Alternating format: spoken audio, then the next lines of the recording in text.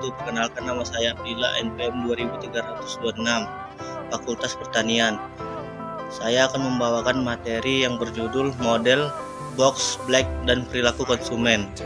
Model box black dan pemasaran perilaku konsumen lebih dari sekedar membuat rasa menarik atau arang lajang akan berpikir bahwa orang-orang memahami perilaku konsumen adalah aspek penting dari pemasaran perilaku konsumen.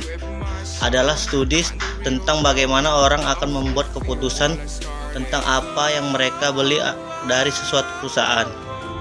Sehingga pasar konsumen didefinisikan sebagai pasar pengguna akhir, juga disebut pasar bisnis ke konsumen atau pasar B2C. Di sini produknya dan penawaran jasa dibeli oleh konsumen untuk penggunaan pribadinya. Proses pengambilan keputusan di pasar konsumen berbeda dengan yang terjadi di pasar bisnis atau pasar industri, sehingga melalui penelitian dan observasi. Faktor-faktor ini menentukan apa yang terjadi di otak manusia konsumen sehingga disebut sebagai model kotak hitam dari perilaku konsumen.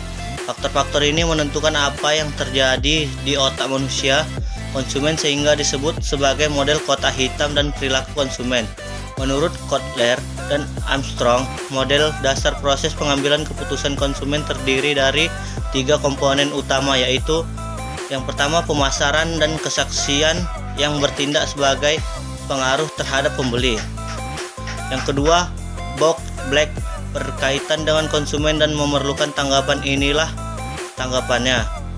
Yang ketiga, model bias sebagian didasarkan pada model respon stimulus eksternal di mana sesuatu memicu konsumen untuk membuat keputusan pembelian.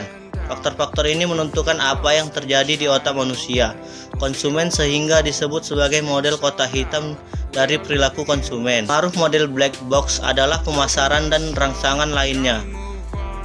Perilaku pembelian didasarkan pada rangsangan yang berasal dari lingkungan, dan rancangan ini bisa berupa dari 2 paduan.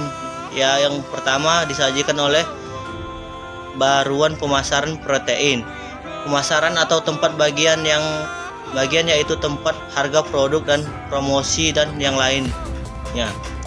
Disajikan oleh lingkungan, dan itu bisa berupa ekonomi, teknologi, politik, budaya, demografi, dan faktor situasional. Faktor kedua adalah kebakaran. Kesaksian black box disampaikan kepada konsumen oleh pemasar yang di lingkungan, dan lingkungan kemudian pembeli dihadapkan pada black box rangsangan tersebut dan melalui model bias black box di mana suatu keputusan terbentuk. Di sini black box terdiri dari 2 subunit, yaitu bias karakteristik dan proses keputusan pembeli. Karakteristik pembeli adalah psikologis, pribadi, budaya, dan sosial.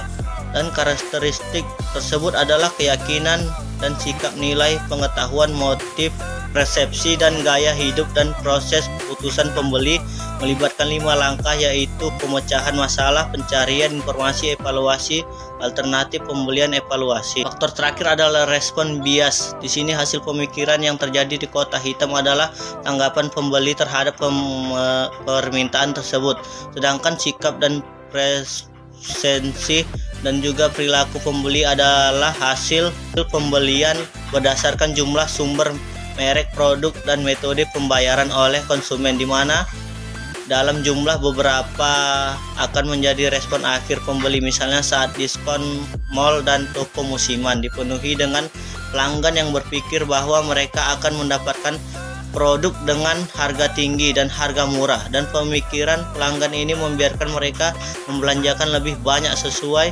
keinginan mereka. Tetapi diskon bervariasi dari satu merek ke merek lain. Tidak ada yang tahu bahwa mereka memutuskan jumlah diskon untuk mengingat Anda semua sibuk membeli produk. Ini adalah pendekatan kata kotak buta perusahaan untuk menjual lebih banyak barang karena pemikiran dan perilaku pelanggan, dan pelanggan akan membeli lebih banyak produk sebenarnya mereka inginkan, dan dengan demikian hasilnya akan sama. Terima kasih, mungkin itu saja yang bisa dapat saya sampaikan.